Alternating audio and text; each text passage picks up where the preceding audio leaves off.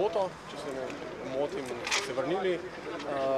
Prvi vtisi, ko ste prišli v Slovenijo, so bili kakšni? Prve misli? Iskreno povedano, prve misli so bile, kako je vse lepo zeleno.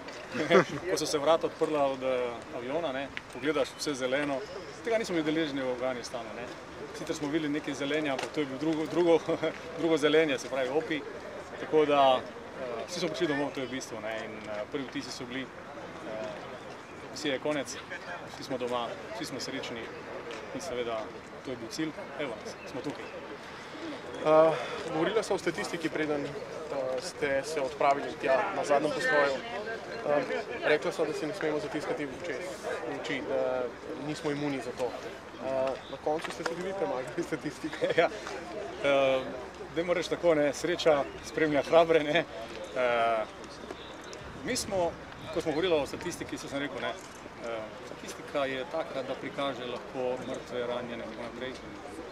Mi smo imeli srečo, da kljub vsem nalogam, ki smo jih opravljali, svojim poslanstvom, ogromno izhodov, mentoriranja z afganistansko vojsko in drugimi strukturami, varnostnimi strukturami afganistanske vojske, nas je ta statistika nekako zaobšla. Imeli smo trenutkov, ko so bile zadeve nevarne, imeli smo lepe, ugodna potovanja, vendar na koncu, se pravi, ko razmišljaš in narediš neki zaključek na kraju, ugotoviš, ja, hvala statistika, tudi mi smo vsi doma. Kot sem omenil, kljub temu, da smo imeli ogromno izhodov, jaz osebno, če lahko za mene rečem, sem naredil več kot 12.000 km po zraku in po zemlji v 7 mesecih. Moji fanti so imeli več, balabaluka govorim, ker je bila tudi glavnina slovenske vojske, več kot 40 izhodov ven. In seveda, to so bili dvodnevni, tridnevni, enodnevni izhodi iz baz na območja, ki so bila zelo vroča. Sreča nas je spremljala in seveda jaz upam, da bo tudi 17. tako. Seveda, da to statistiko še zmeram porivamo neko bližjo prihodnost ali pa na koncu nekaj. Zdaj, včasih smo govorili, da so bojna sezona, ne bojna sezona, sezona počivanja, ne počivanja. To so v vašem primeru, pravzaprav ste imeli veliko drugih posebnosti. Bili ste v Afganistanu, ko je šlo za te znamenite požige Korana, za uriniranje po truplih. To je pravzaprav bilo kar kritično. Če govorimo o kritičnih trenutkih vaše misije, katere se boste najbolj zapomnili? Definitivno govorimo o 4 oziroma 3 kritičnih primerih. Prve, kot sem samo omenil, je požig Koran. Moram reči, da nevarnosti, ki so sledile po tem, še posebno v glavnem mestu Kabulu, je bilo teh napadov ogromno.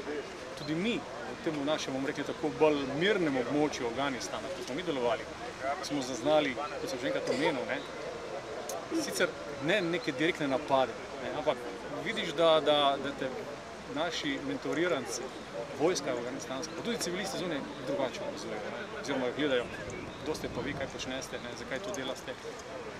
Vendar, vedno smo imeli pogovore z drugo stranjo, vedno smo se pogovarjali, da to se zgodi, tako se lahko zgodi meni, njemu ali nekomu drugemu. In moram reči, da so ti naši kontrapartnerji na drugi strani to sprejeli.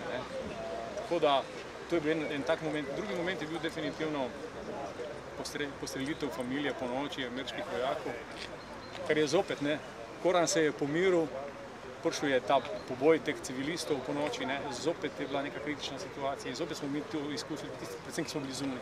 Kot sem jaz omenil, jaz sem ogromno potoval in ogromno ljudi sem videl okrog.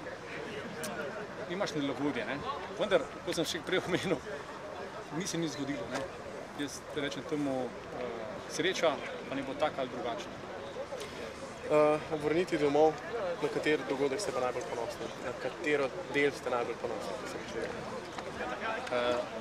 Ponosen sem na cel kontingent. Jaz, ko smo odhajali iz Afganistana, ko sem imel postroj, še zadnji postroj v Afganistanu, sem svojih fantov povedal naslednje. Ne bom rekel, da smo dobri, ne bom rekel, da smo slabi. Rekel bom, da smo opravili svoje delo profesionalno in strokovno. To niso moje besede, to so besede generalov, naših poveljujočih v Afganistanu. Govorimo od vrha ISAF-a do RCVS komande. Vsi so naš prispevek afganistanske vojske, se pravi naš slovenski prispevek, videli kot zelo pozitivno. Na vse zadnje, če se ustavimo v Balabalu, 14. je začela delo, 15. je nadaljevala, mi ga nadaljujemo naprej. In ko bi prišel nekdo iz misije 14 dol, bi videl, da je tukaj zelo velik napredek.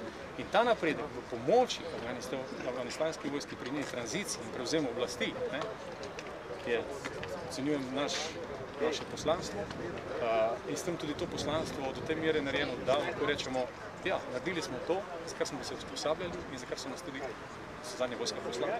Tukaj je vsem nam zahvalo, se pravi od mene, ko sem bil mentor nekje na vrhu, do vsakega vojaka spodaj, profesionalno naredil svoje delo in tukaj je brez posameznikov, da bi rekel, te so eni najboljši, eni so slabi, ali pa da bi nekaj izpostavili. Poslanstvo naše je bilo bistveno in to, ko smo omenili, do pomoči afganistanske vojske, mislim, da smo to naredili kvalitetno in profesionalno. Zdaj vas čaka zaslužen dopust, kar nekega bo. Kako ga boste doživeli? Kaj ne rečem, ne vem, da teden je konsolidacija, drugi teden so že druge zadeve, tako da verjetno zdaj v maju mesecu bo še nekaj dela, potem verjetno bolj juni, nekaj dopusta, treba kaj doma postoriti, tašča, mati, žena, se veste, kako je to, vedno nekaj ostane našega moškega dela nedokončanega, tako da ga bomo skušali čim bolj tiste neodložljive naloge, ki jih žene doma niso mogli narediti, bom jaz mogli narediti. Ampak, v fazi uživali, malo s prijateljem, malo z družino, kaj na morje.